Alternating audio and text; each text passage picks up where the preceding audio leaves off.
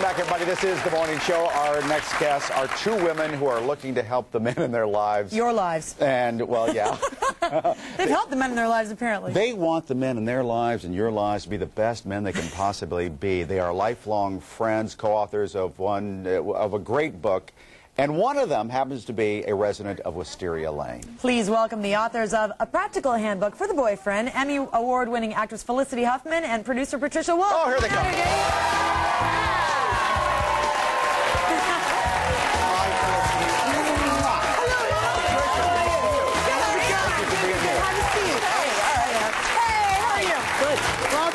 Well, I said lifelong friends, but what, did you really mean in college? Yeah, college? Whoa! A lot of Desperate Housewives fans out there, I'll tell you that. So you met at NYU? Yeah. And started talking about men from the first day? Yeah, kind of like minute. we all do. That's what women do. Yeah. Boys in clothes, saving the world too, but you know. Boys in clothes. Let's just get right into the book. One of the best chapters, in my opinion, and it's actually like a little list here. It's the she says and what she means. And this was very helpful for me. This is so key. I'm not kidding. This is so key. Okay, let's go to the first one. She says, what are you thinking about? And I've looked at my boyfriend and he just kind of maybe seems distant. Really, I'm saying, do you still love me? Because isn't this true? We're always thinking, every single day, maybe 10 times a day, we're thinking that his feelings could change. But I'm or am I crazy? If somebody asks me that, I'm thinking about what time's the game start or where should we go get something to eat. Yeah. I still love you. Yeah, or just some precious zone-out time, which you guys need. But yeah, we do keep checking in. We just have this need to kind of go, what are you thinking about? I still love me? you. Is it me? Love you. Yeah, exactly. I'm so good looking. I'm so charming, aren't I? Yeah. Yes. How about when he says, you know, what's going on? Are you upset? And no, honey, I'm okay. I'm fine. What does that mean? You take that one. Or anyone in this audience. Stand up. We already know the answer to that. No, honey, I'm fine. I'm fine. I need to talk. I need to talk. I need to talk. How many times do I need to ask you that before you finally cough up? A lot. I'm mad. A lot? I think a lot. Yeah. I'd say 3 at least. Yeah. I'd say 3 is the magic number. 1, you're too embarrassed. 2, you're like, I really shouldn't. 3, you go, oh my gosh, you really want to know. Oh, yeah. Okay. Well, how about this one? When they say, I'm just going to go. I better go.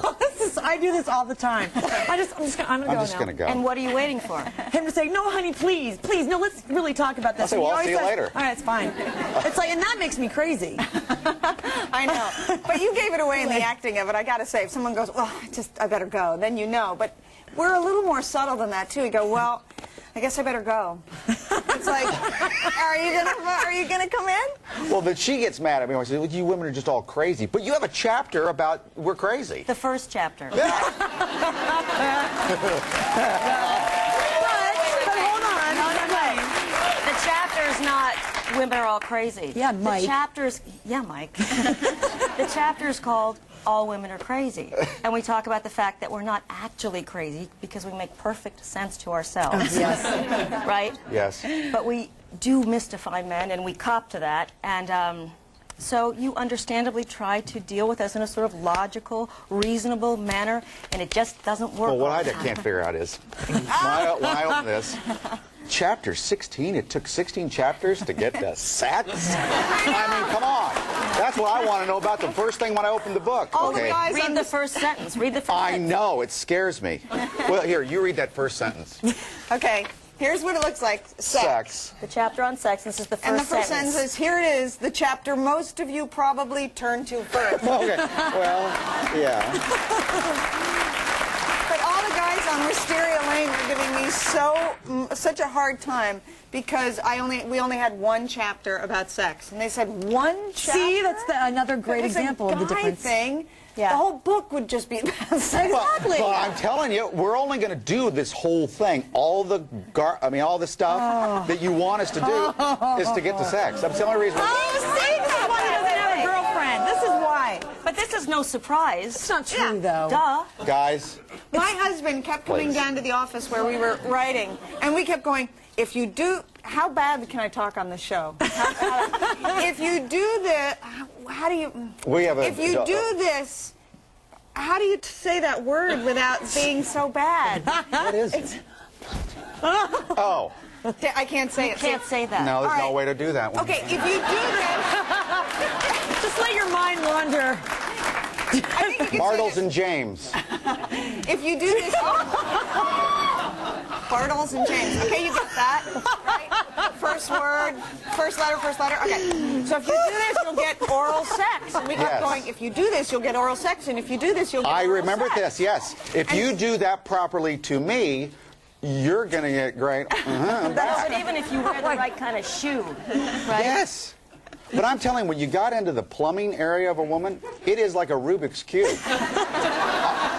Everybody's different, right? You talking about what we like? Sex? Yes. Is that what you're talking about? You're so old to be mystified. Anyway, I'm so lonely. I don't think we ever learn it. I mean, yeah, you probably don't. I think that's right. I think you don't ever learn it. How about this? The chapter on jealousy I thought was great. The green-eyed monster. Yeah. Men always get crazy about women who get jealous, but my theory on this, and ladies back me up on this, there are women out there who are good people, and there are women out there who are little vipers, and who are the ones that when they see the wedding ring, they go right after the guy, and they find out a guy's married, they're right after, they see the girlfriend, they're right there flirting. So there is a little bit of jealousy, but how do you guys handle that in your book? What do you guys say? About those viper women? Yeah. Well, we say that they exist, and that, it's funny, a woman puts on a wedding ring, and, her relative market value goes down. And it's true, a guy puts on a wedding ring and his relative market value goes up. So we do talk about that. Well, when you're like, you're married to William H. Macy, of course, a very successful actor. So he must get hit on. How do you handle that? And you get hit on too. In the room. Does it bother you? Yeah, it does bother me. Yeah. Good answer, huh? And here, it's chapter 17. Right there. While you read that. Do you guys mind sticking around for just a couple minutes? We need to take a commercial break. No, not at all. Right here. Talking about the Wisteria Lane folks, Desperate Housewives, when we come back, and a little bit more about the book. Oh, I have no problem.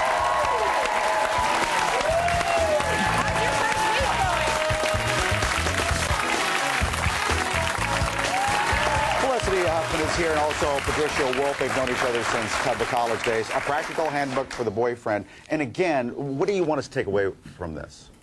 I think what we want them to take away from that is it's a 20-year conversation between Patty and I and the ever-widening circle of girlfriends that we've spoken to. And every story in here is true. It's come from stories from 20 years ago to stories when we finished it, from nursery school moms, grocery clerks. I mean, we asked everyone, and that any 2 women, 5 women, 10 women could write this book. What 5 or 10 chapters would you put in? Every time. Just what you want them to know, and also copping too that we can be confusing and baffling. Yeah. Every time I go out with my girlfriends, we have the same. That's all we talk about. It's the same conversation. And that's the problem. The boyfriends are always like, oh no, she's going out with the girl again. So but analyze everything. But again, look how thick it is. It's just because we are very complex and weird people. Now, if I wrote a book, or my guy friends would write a book, it'd be very thin. It'd be a pamphlet. We want to eat and have sex. Well, now, are you married as well? They talk about that. What do your husbands say about this? He thought it was great, but what you said is great. The guy's checklist, I mean, I know this is a generalization, but the guy's checklist for if they're happy is, am I hungry? Am I sleepy? Yes. Am I horny? And if all of those are okay, they go, I'm pretty good. And does my cable work properly? And a woman's checklist reads more like, a Russian novel. The names change, and it's really confusing. What we need on one day is not what we need the next. And we're always crying. Yeah, when we're happy, we cry. When we're sad, we every other. Yeah. Oh, no. I'm very weepy. I'm such a crier. Constantly crying. She cries about everything. No, because I'm a very emotional girl. She cries when she watches Desperate Housewives. Yes, I do. And let's find out more. Now, we saw something in the paper today. Said there's going to be a wedding. Can you reveal that? Come on, just No, wait, I'm actually trying to think. Who's getting married? How come you guys know more about this stuff than I do? Well, you need to read the New York Post today, It was all in lady. the papers. Yeah. Really? Yeah. I have no idea who's getting married. Honest to God. What about the deal with Marcia Cross? She's pregnant in real life, and she's pretty close, then she's on bed rest. Are they really shooting in her home? Yes. Marcia Cross, who's been a complete trooper and working so hard through this pregnancy, suddenly they put her on bed rest, which actually happens with twins. I mean, everyone's fine, and they're really really healthy. So they had to rearrange the whole schedule, rewrite the episode, and move into Marcia's house and set up her guest room as like an office, but also a hospital room, and they had the whole crew go over to her house. But they're not doing that every time they have a... Well, I guess they are. If she's on bed rest. Yeah, they are. What do they do? Prop her up? She says her lines, they lay her back down? Yeah, they just pick up her head. Oh, my goodness. So, the success of the show is tremendous. Yeah. Now, you're married to William H. Macy, as we said. Does he sit there and watch it with you, and do you critique? We watch it sometimes. I have a hard time staying up as late as the show is. But yeah, he watches it, and he's very, very supportive. Yeah. I mean, there's sometimes when, this is what Bill does when I act and it's not good. He goes like this. And if the hand hits the forehead, I know it hasn't been a good moment. You know, a lot of people tell Mike that he looks like your husband. Oh, yeah? Yeah, can we do like a split screen? Yeah. Look at that. Well, a little bit, yeah. Well, that's Really? Well, my picture is from about 5 years ago. Do you find him attractive? Can we get a photographer to take a current photo? No, I find him very attractive. He is a handsome man. Well, the book is called A Practical Handbook for the Boyfriend, and it could be really applied to everybody. Boyfriends, husbands, lovers, you know. Patricia, congratulations to you. Oh, well, thank you so much. Congratulations to you. Oh, thank you. I know, your first week. Oh, it's been a fun week. Thank you. It has been a great way to top it off, too. And by the way, everybody in our audience is getting a copy of this book, which is available in stores right now. All right, don't go in. We'll be right back with some 60-second tips to keep you healthy. Speaking of 60 seconds. Guys. Still ahead.